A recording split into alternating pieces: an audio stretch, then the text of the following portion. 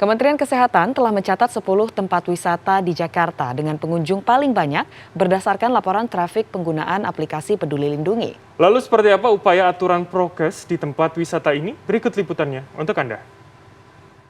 Tingginya angka COVID-19 di Jakarta tidak menyurutkan minat masyarakat untuk berwisata. Kementerian Kesehatan telah merilis laporan trafik penggunaan aplikasi Peduli Lindungi di sejumlah tempat wisata dan rekreasi di Jakarta. Tercatat ada 10 tempat wisata yang paling banyak dikunjungi wisatawan pada periode 23 Januari hingga 6 Februari 2022. Dimulai dari posisi pertama, terdapat Taman Impian Jaya Ancol, Jakarta Utara dengan jumlah kunjungan lebih dari 87.000. Kemudian Taman Marga Satwa Ragunan, Jakarta Selatan dengan jumlah hampir mencapai 30.000 pengunjung. Hingga Taman Burung Jakarta Timur di posisi 10 dengan jumlah 809 pengunjung. Saat ini saya sedang berada di Taman Marga Satwa Ragunan yang menduduki peringkat kedua dari 10 tempat wisata di Jakarta yang paling banyak dikunjungi wisatawan menurut trafik Peduli Lindungi. Tentunya besarnya minat berwisata di tengah tingginya angka COVID-19 perlu diiringi dengan peningkatan aturan prokes dari pihak pengelola, juga kesadaran dari pihak wisatawan untuk menerapkan protokol kesehatan.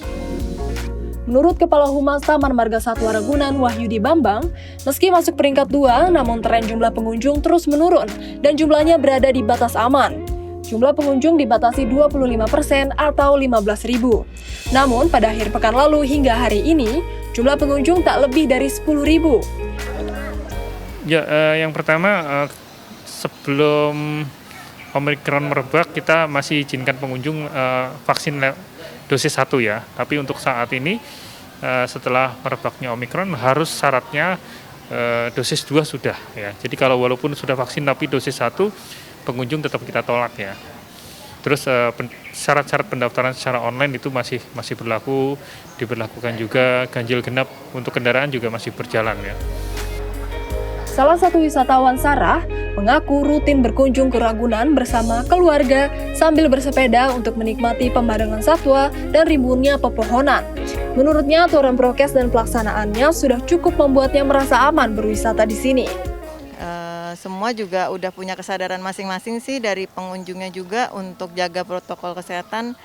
Jadi kayak sering-sering cuci tangannya tuh saya lihat juga sering cuci tangan, terus ini masker juga tetap on gitu. Diharapkan tidak hanya aturan prokes dari pengelola, namun kesadaran wisatawan juga terus ditingkatkan agar dapat membantu memutus mata rantai COVID-19. Syifa Hanifa, Andi Angga Cita Kesuma, Jakarta.